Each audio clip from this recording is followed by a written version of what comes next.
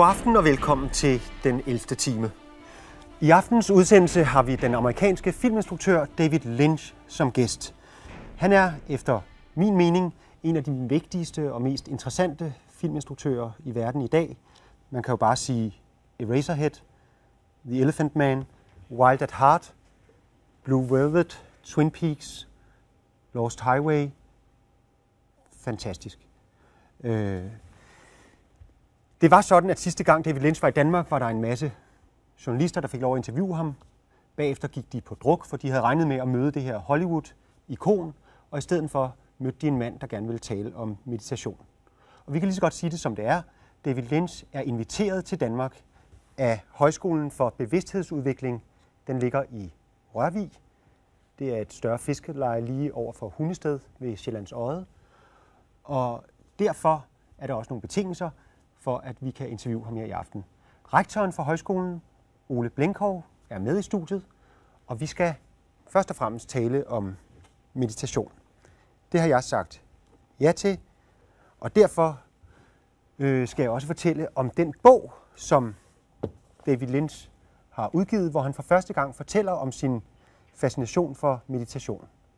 Han har dyrket og været optaget af at meditere i over 30 år, og bogen, den hedder Catching the Big Fish. Så nu kan vi så sige, at i den 11. time, der møder Hollywood Rørvig.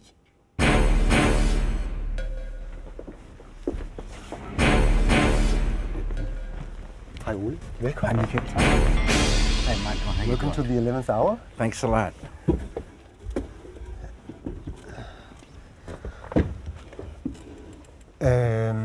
Let's start talking about meditation. Ole, hvor mange år har du mediteret? 33.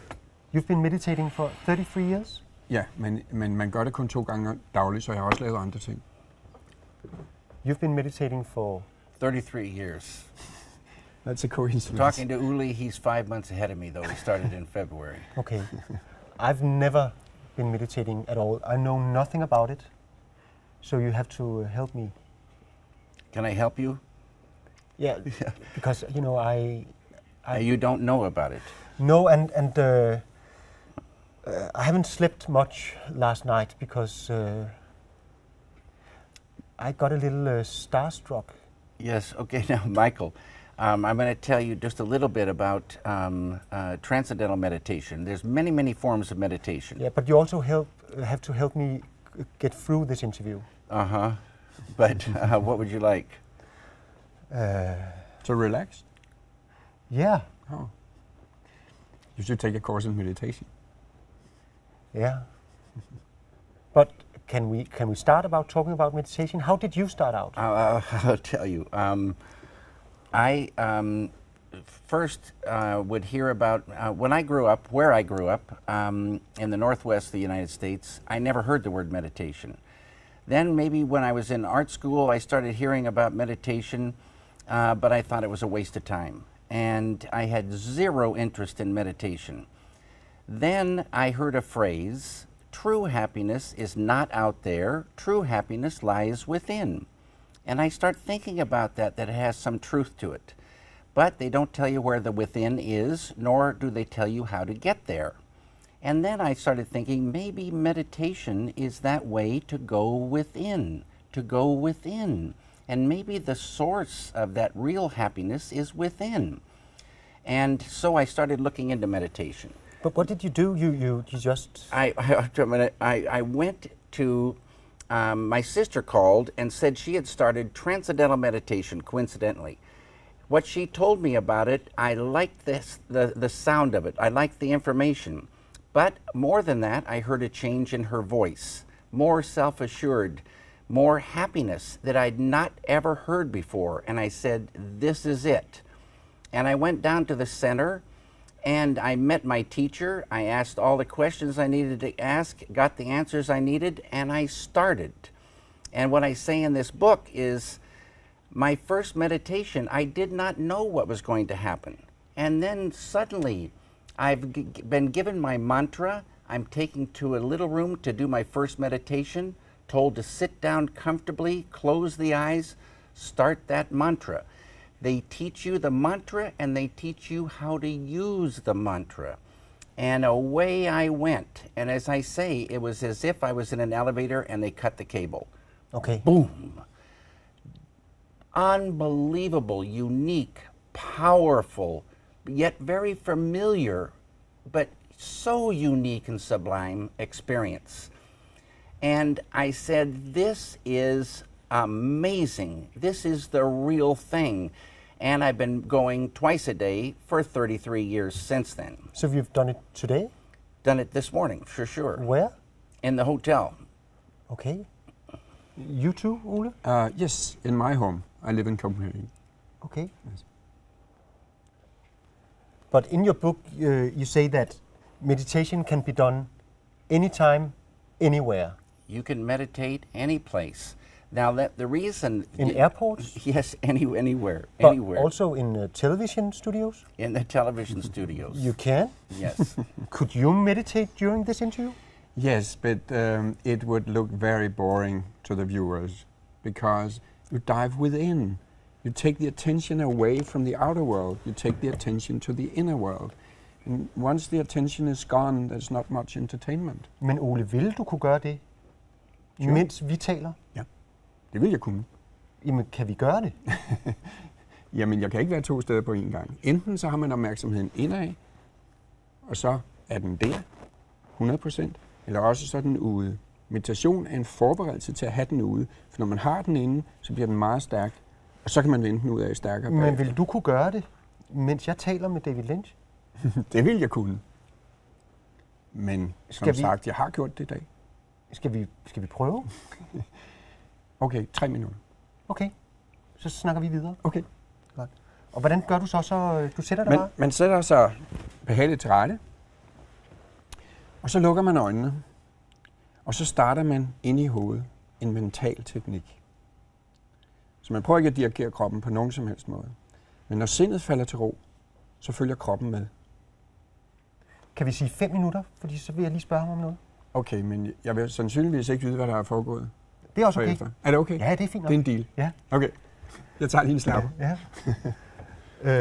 Do you like your coffee? I haven't had any yet. I'm about ready to have a great cappuccino because I had one earlier and it was sensational.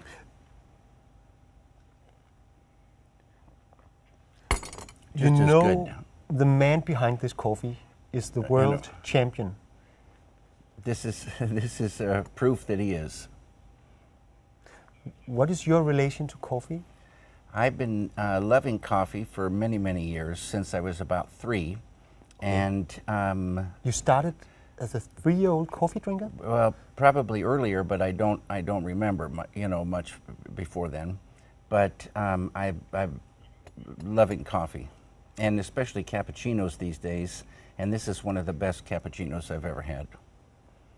It's true? You mean that? I really do mean it.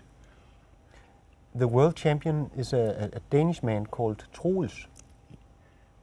You met him before? I just met him. And he became the world champion in Seattle. Home of Starbucks. Yeah. Can you describe the coffee? There's no bitterness in it. There's no sugar in it, yet it's very sweet. It's smooth. It has an incredible espresso flavor, knocked down by the perfectly foamed milk. It has a tan, not a burnt thing going with the milk, and it's a sensational flavor. At one point you wanted to start your own I have my brand? own coffee now. I mentioned this to him, and he's going to test it out. My coffee is organic, fairly traded, an exquisite taste, and it's in a blind test. I chose my coffee over Starbucks, a very popular brand of coffee. Yeah. And if this went into a blind test over your coffee? It would be pretty tricky. I would hope I'd pick mine, but this is awfully good. It is? Yeah. Okay. Because I won't serve you the coffee we drink in this place. Regular coffee. Okay, good.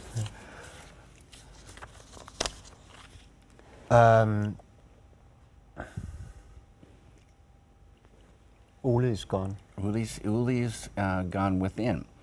And Uli is experiencing this ocean of pure consciousness that's within every human being. We are on the surface, and Transcendental Meditation is a mental technique that allows any human being to dive within easily and effortlessly. Why is it easy? Why is it easy? Because every deeper level of mind, every deeper level of intellect has more happiness. And the mind wants to go. Let go, and you just dive. And you experience unbounded, infinite consciousness within every human being. It's so beautiful. But in your book, there's a chapter called Tower of Gold, and you say that pretend you're the Empire State Building. Can you describe Ole as the Empire State Building? For sure. Uli, as the Empire State Building, is now taking an elevator down even below the building. Transcending means to go beyond. Uli's experiencing the deepest level of life. And so he's left the building, he's experienced unbounded awareness, and because of he's experiencing it, that experience enlivens it and it grows. So Uli is bringing gold up into the Empire State Building. At the same time as he's bringing gold, he is removing garbage. Room after room after room of garbage we've collected in our building. It's going away. What kind of garbage? Stresses and strains and all kinds of things blocking the flow of pure consciousness. And stress and strain puts so much garbage. It's like balls of barbed wire in us. All we have to do is take our attention to the deepest level, pure consciousness, and those barbed wire things start to dissolve. So he's cleaning the building and bringing in pure gold in the form of pure bliss consciousness. And this is a thing for all human beings. This ocean of pure consciousness is also absolute creativity. Mm-hmm. Everything that is a thing, they say now, modern science says it as well, Vedic science has always said it, everything that is a thing has emerged from this field.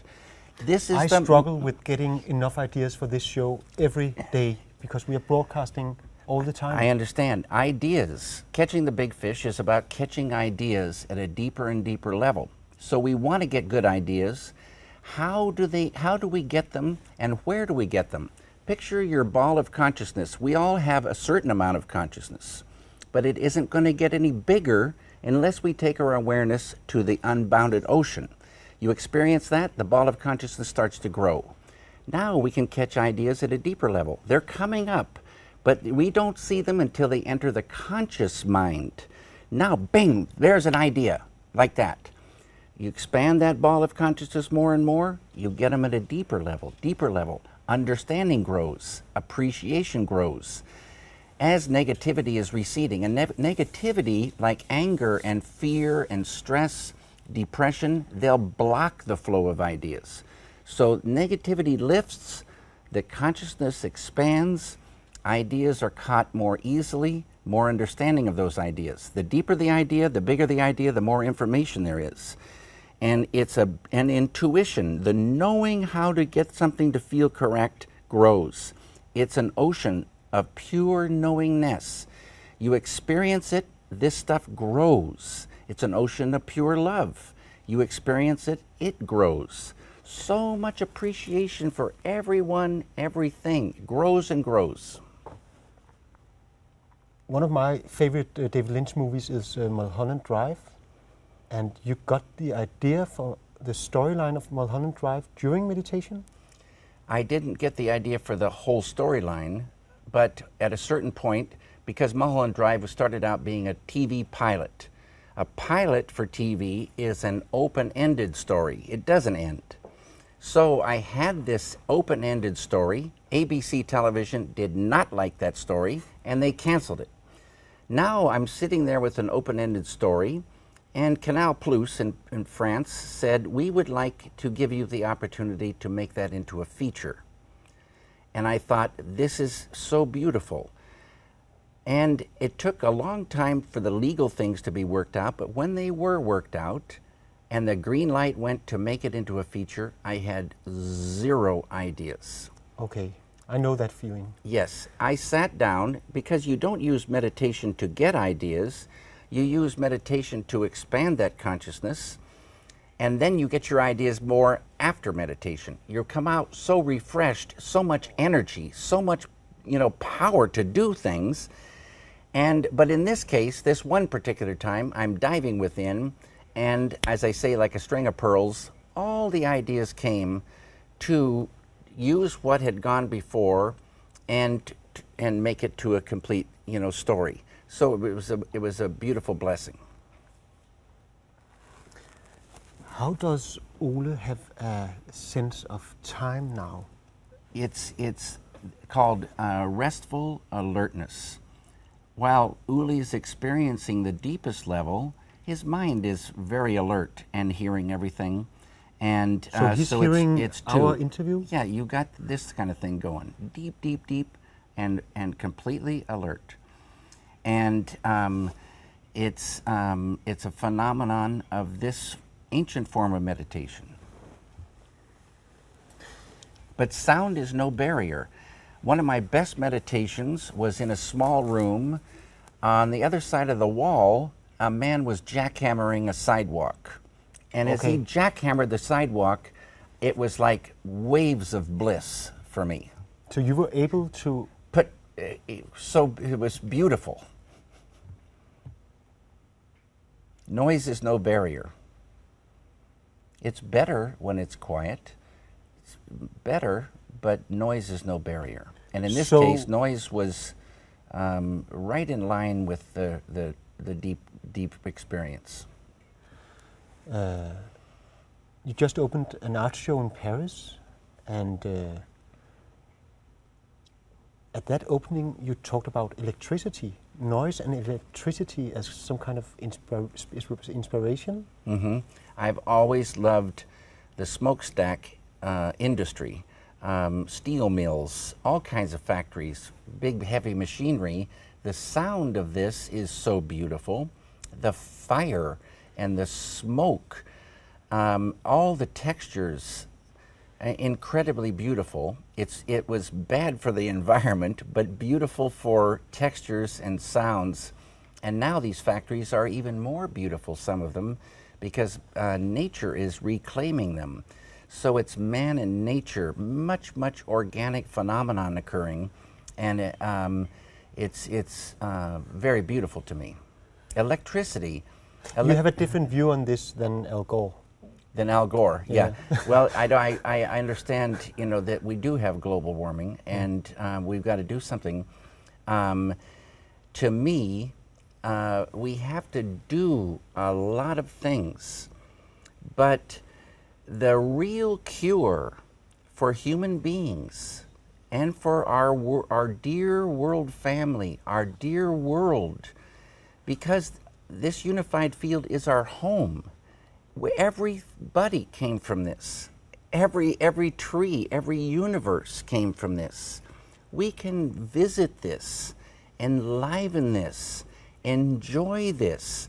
We can unfold our full potential. The full potential has names: enlightenment, fulfillment, liberation, freedom. It's so beautiful, the human being. Enlivening this in world consciousness, negative things go. The war in Iraq, the tensions ease away. You meet friends, not enemies in the world. The key is unity. Enliven unity in the midst of diversity. You have peace on earth. And it's not a boring peace, it's a dynamic peace. So are we affected by Ole right now, you think? We are. They say the human being is like a light bulb. If you go into a room with an angry person, you don't enjoy that. No one likes being around a truly angry person. So Ole has an effect on our conversation? You begin to glow with, positive. The unified field has got many qualities, and they're all positive. You enliven that, people love coming to sit down next to you. They love to talk to you, they love to be with you. And it's just that way. You affect yourself and you affect your environment. You can do it with negativity, everybody understands that, but positive is way more powerful, way more powerful. But Mr. Lynch, talking about, I've always thought that people meditating were, vegetarians, but you drink coffee and you smoke cigarettes. Yes, you don't have You can have a cigarette right now. Well, bless your heart, I might have one. You don't have to give up something. You just add the daily dives and watch things get better and better. Many people, I'm an exception, many people, their urge to smoke lifts. I stopped smoking for 21 years when I started meditating, but I just love tobacco. So I'm back enjoying smoking. I've always enjoyed coffee. You don't have to give up something. This form of meditation is for the householder, they say, the men and women of action.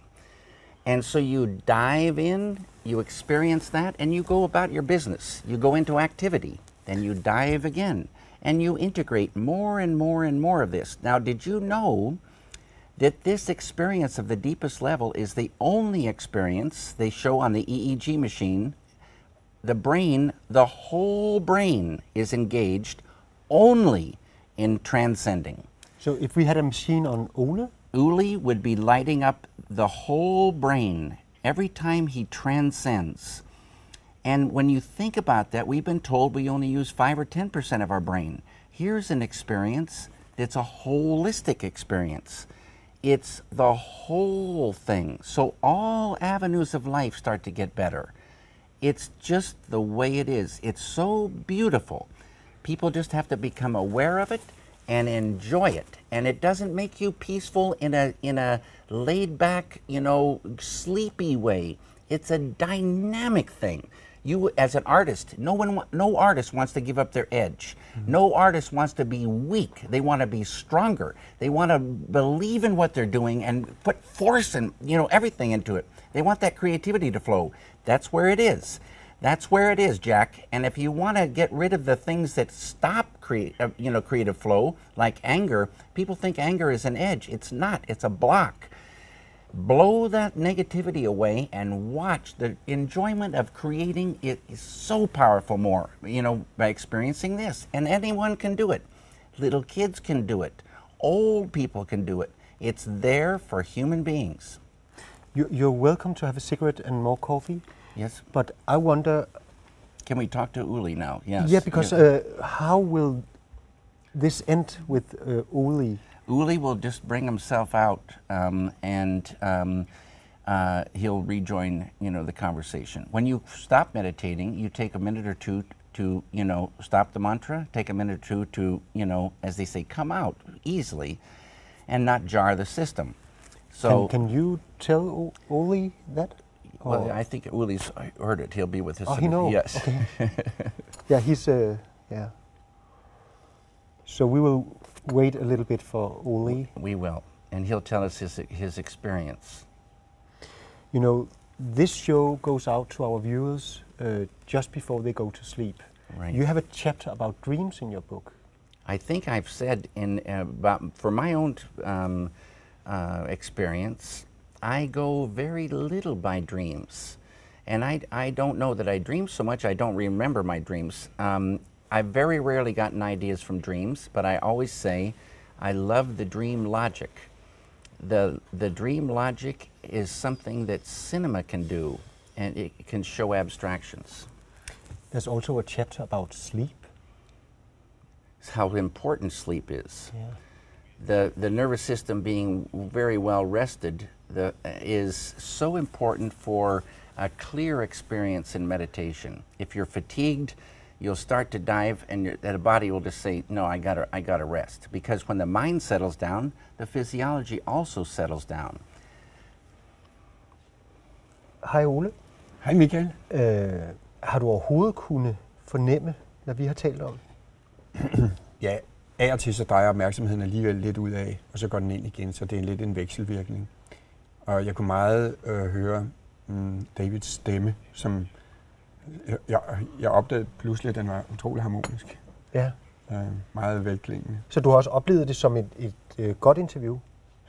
Ja, Jeg er ikke fuldt med i detaljer på den måde. Okay. Okay, men det er det sikkert. In this show, we have a tradition that one of the guests say goodnight to our viewers. Could you do that? For sure I could. For sure I could. Do it in this camera, and I won't scream action at you. I would like to say goodnight to all you beautiful viewers, and get all cozy now, and have a beautiful sleep with sweet dreams. And sometimes when you are falling asleep, going from the waking state of consciousness to sleep state, sometimes we experience this gap in between waking and sleeping. And this is a place where people transcend and experience unboundedness, sometimes a blast of white light, a very blissful feeling. Maybe this will happen to you this evening. You can't force it to happen, but with Transcendental Meditation, it happens each time you dive within. So again, just get yourself in a good, comfortable position, have a beautiful sleep with very sweet dreams. Thank you very much. Is it okay? Okay, good deal, bud. Yeah, I was not as nervous as No, you did so good, buddy. Where's I my... really liked this was what I was talking about. And Show it. So that was No, but because but it was- Uli was putting out that...